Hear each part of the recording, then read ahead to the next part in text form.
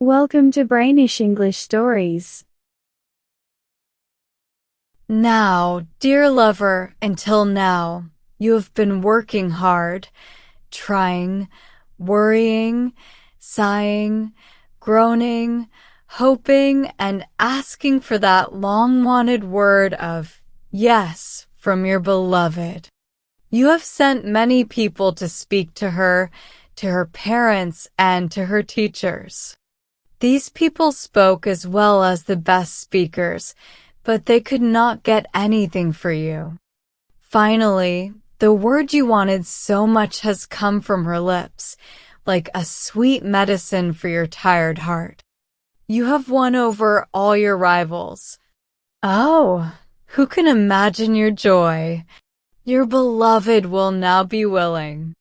The times of saying no are over.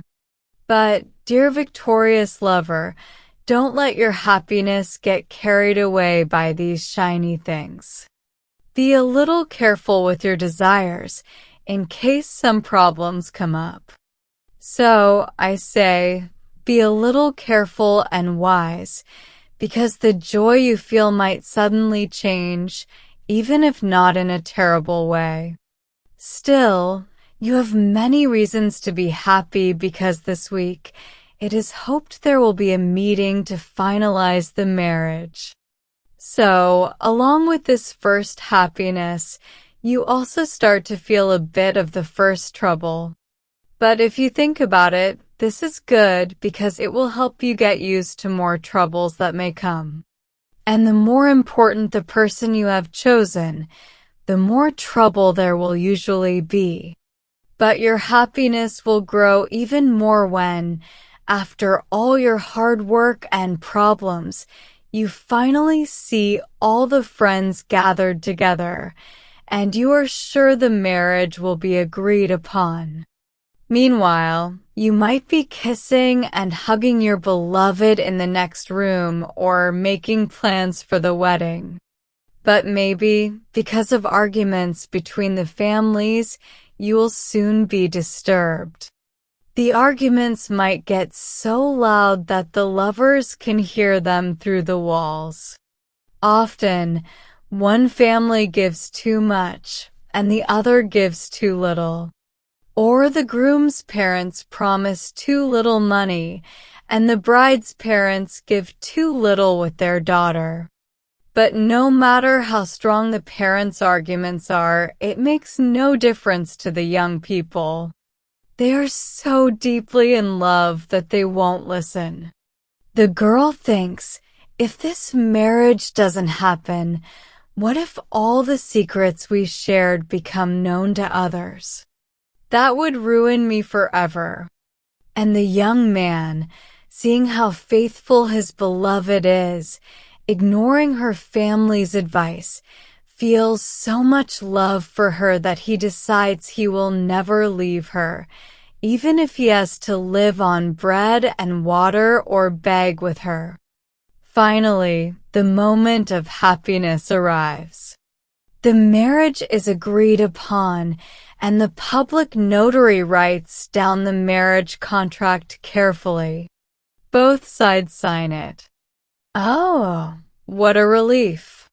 It feels like a heavy weight has been lifted from your heart, like a big stone has been moved out of your way. Now is the time for great celebration. All the friends wish the couple much happiness. They raise their glasses to the success of the marriage, and everyone wishes them plenty of blessings and a life full of prosperity. If only all the good wishes could come true. This young couple would live rich too. Well, Mr. Bridegroom, you can now feel really happy and celebrate that the marriage is agreed upon.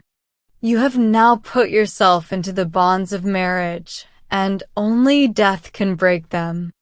And you, Mrs. Bride, looking so pretty and smiling, be happy because you are the bride. Yes, the bride who is the reason for all this dancing and celebration. Now you will have a husband, a protector who will hug and hold you. Sometimes he will cuddle you, and often he will greet you in the morning with kisses that will warm your heart. If everything goes well, he will be your comforter, your companion, and your caretaker. He will be everything your heart desires. He will be your doctor when you feel unwell, whether it's your pale face, back pain, heartache, or any other trouble. He will kiss away your tears, and if you dream of something at night, he will try to make it happen for you during the day.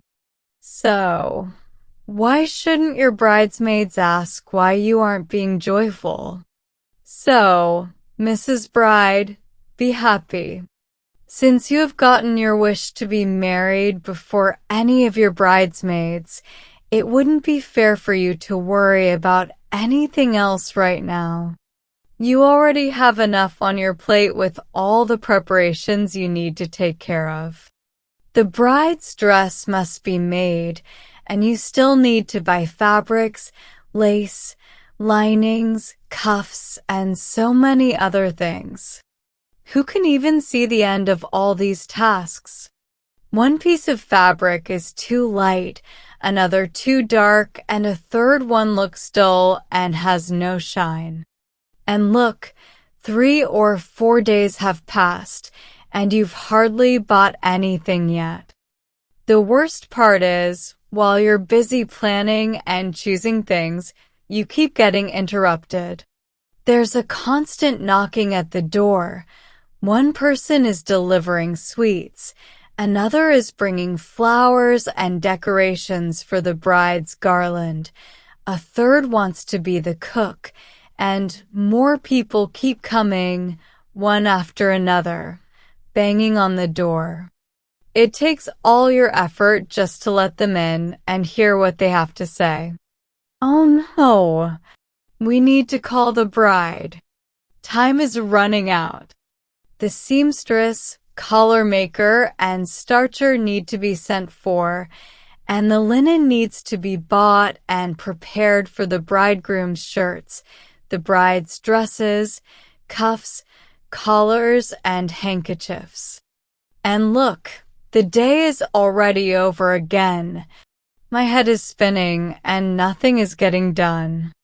Mrs. Smug said she would bring the linen, and Mrs. Smooth promised the lace, but neither of them has come yet.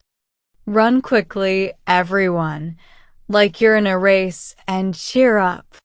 The bride will reward you well for all your work. Well, Mrs. Bride, why is your head so confused? Maybe you should put up a sign saying, busy with too many thoughts. How happy you'll be when all this confusion is over. Could you ever have imagined there was so much work involved? But don't worry, after these few busy days, you'll have many peaceful nights. And you're not the only one in all this chaos. The bridegroom is also running around, trying to make sure the marriage banns are announced. He's rushing back and forth through the city, looking for groomsmen who can entertain the bridesmaids and the other guests with fun conversations. But friends, if you want to taste the bride's tears now, you are too early. If you want to see real tears, you should come in a few months. Oh, bridegroom, how can we not feel sorry for you? You are running around, working so hard. You even just missed the jeweler. He's probably chatting with the bride, showing her expensive jewels that she surely won't mind having, no matter how much they cost. Whatever she wants, you'll have a hard time saying no to her, even if it's expensive. But don't worry about that now. You have plenty of other things to do, like getting everything ready from the tailor, seamstress, and haberdasher. You might even find that a few weeks pass just trying to get all these things sorted out. Yet, Mr. Bridegroom, despite all these troubles, you can expect one reward, the honor of standing in the best place, with a golden carpet laid before you, and the organ playing in celebration. Traveling by coach to a country wedding wouldn't have nearly as much charm, and it definitely wouldn't please the bride. Once that's all sorted out, there's another problem to deal with: where to seat the guests. Deciding where to place everyone at the table often leads to big arguments, to the point where the bride and groom might say to each other, "If we knew it would be this hard, we would have skipped the wedding altogether." They might even sigh and think, "This marriage is like a tough nut with a hard shell, so difficult to crack before getting to the sweet part." But bridegroom, don't worry too much. There's a simple way to clear your head. Go with your groomsmen and taste the wedding wine. It's important to make sure the wine is perfect for such a special occasion, especially since there will be many people tasting it. The wine merchant is such a generous person that he won't let anyone leave until they've had as many glasses as there are hoops on the wine barrel. Goodbye to worries. The wedding is near, and who is thinking about anything except fun? Forget all those people who say that marriage brings nothing but care and sorrow. Here, it's the opposite. Everyone is working together to make sure these days are filled with as much joy as possible. Sadness isn't invited to this wedding. Now, the only thing left is to help the bride and groom enjoy the sweet start of their marriage. But poor Mally, the maid, is nearly dying with excitement. She can hardly wait for the first wedding night to be over so she can bring some water to the young couple and receive the gifts the bride and groom promised her for all her hard work.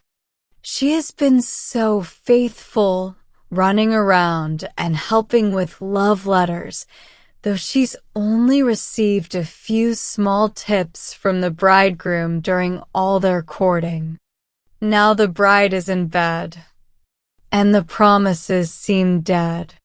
Mally should enjoy the wedding as much as anyone else, because who knows? Maybe a handsome servant or coachman will fall in love with her. After all, many weddings lead to another. Then, Mally might become a fashionable woman herself. Oh, Mally, then you would know, just like your mistress, the joys of the first wedding night.